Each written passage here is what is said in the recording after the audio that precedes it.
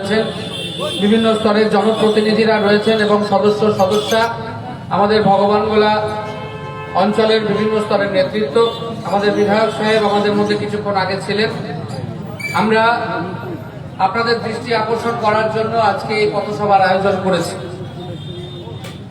21শে জুলাই শহীদ দিবস, শহীদ তর্পণের উদ্দেশ্যে আমাদের নেত্রী মমতা বন্দ্যোপাধ্যায় কলকাতার ধর্মতলায় প্রতিটা বছর একটা রেকর্ড সংখ্যক মানুষের জমায়েত করে বাংলা তথা ভারতবর্ষের মানুষের কাছে তিনি একটা বার্তা পৌঁছে দিতে চান।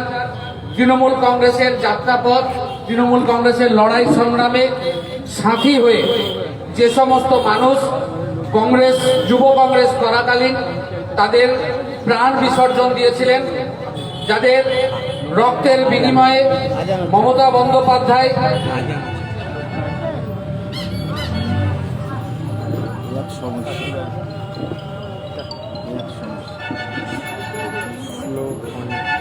আজানটা হয়ে যাবে, একটু চালিয়ে